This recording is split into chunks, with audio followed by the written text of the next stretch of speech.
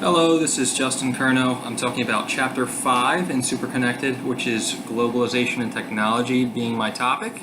What is globalization is what we'll start off with first.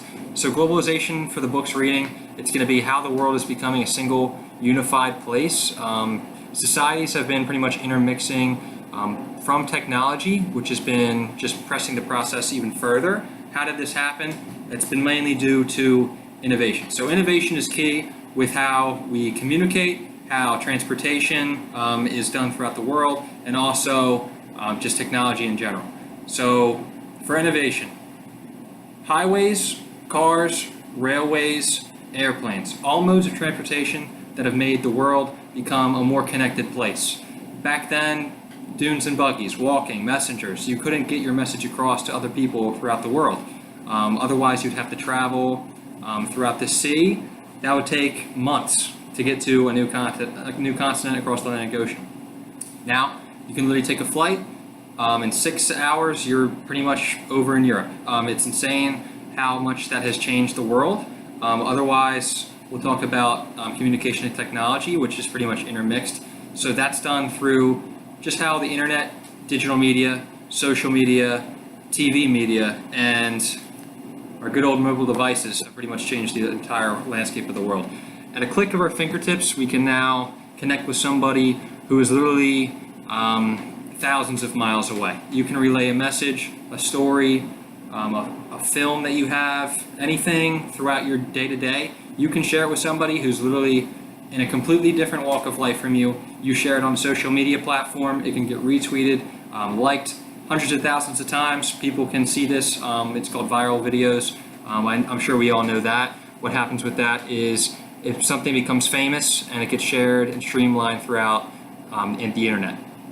Otherwise, businesses has also caused growth of technology, which is consumerism. So what happens with that is people are sharing products and they're trying to grow their branches out into new sectors of the world. So say we have an American company.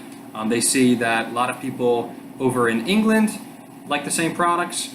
They open up something in England. They start selling online over in England. Eventually they have stores in England. And now it's just another way that cultures are pretty much intermixing based on just what they're buying. So that's consumerism. Otherwise, of course, the growing trend, companies are always expanding into new markets.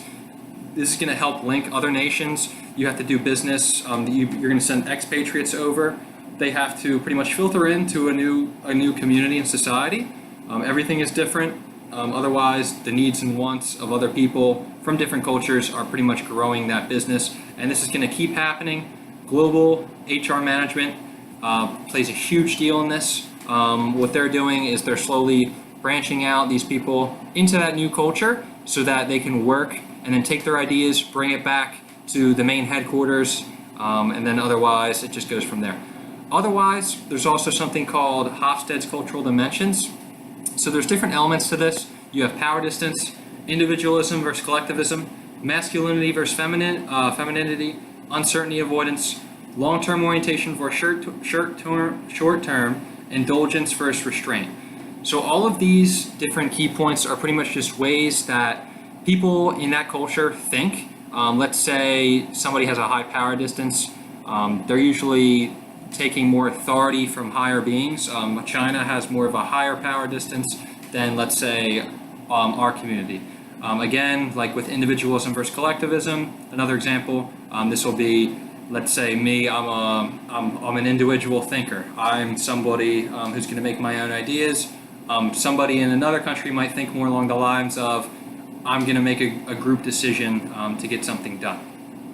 Now, also, Superconnected talks about the importance of having pretty much a fundamental understanding of these cultural dimensions and just how technology plays a part in understanding the differences between companies, cultures throughout different regions of the world. Let's say the US and Europe again, I keep bringing that up, but their societies. We can optimize this, then we can interact with other nations throughout the world better, which streamlines this globalization term even greater. So understanding that some places have different access or rights when it comes to tech is also important. This is part of just societal norms. Some countries might not have the same rights that we do as well. So that's pretty much globalization and technology for now that I talked about. Again, this is Justin Curnow talking about Super Connected for HR.